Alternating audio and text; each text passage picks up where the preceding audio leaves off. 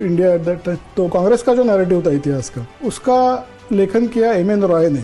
M.N.. Roy जो थे वो खुद कम्युनिस्ट थे। कुछ साल तक वो कांग्रेस में रहे और बाद में उन्होंने इंडियन कम्युनिस्ट पार्टी की स्थापना की। फिर वहाँ पे दूसरा स्ट्रीम था, वो था अलीगढ़ स्कूल एंड जो मुस्लिम इतिहासकार थे, उनका जो हिस्ट्री का नैरेटिव था वो लिखा मोहम्मद हबीब ने, जो इरफान हबीब जो आज जेएनयू हिस्टोरियन है, उनके पिताश्री, तो वो भी कम्युनिस्ट थे।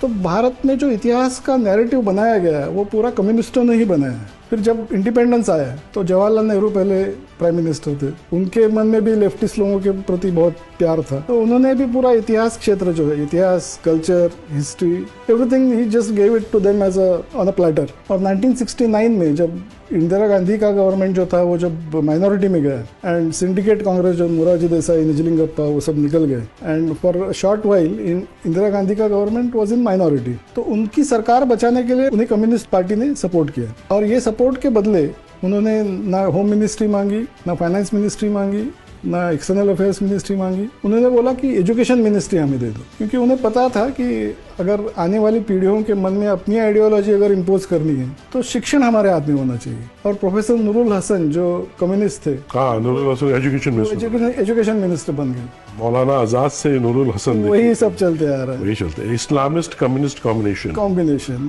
और 1969 उसी साल में जेएनयू की स्थापना हुई। और जेएनयू के जो हिस्टोरियंस थे, इरफान हबीब, रोमिला थापर, आर.एस. शर्मा, ये सब लोगों ने नूरुल हसन से मिलके as if they are like one team, बहुत कोऑर्डिनेशन करके एक दूसरे के साथ पूरे भारत का इतिहास क्षेत्र जो था, सभी यूनिवर्सिटीज के हिस्ट्री डिपार्टमेंट्स, जो भी इंस्टीट्यूशंस थे हिस्ट्री के ऊपर काम करने वाले, वो पूरे अपने कब्जे में ले लिए। और इस तरह से जो हिस्ट्री भारत में पढ़ाई गई और जो नैरेटिव बनाया गया हिस्ट्री का, वो पूरा सिंगल हैंडेडली कम्युनिस्ट लोगों के हाथ में गया। और इसलिए उन्होंने ये जो था, पैट्रियोटिज्म नहीं चाहिए, हिंदू धर्म उनका सबसे बड़ा शत्रु है, तो हिंदुइज्म के ऊपर अटैक करो, पैट्रियोटिज्म के ऊपर अटैक करो, कल्चर के ऊपर अटैक करो, क्योंकि अल्टीमेटली अपने को पूरी व्यवस्था को ध्वस्त करना है।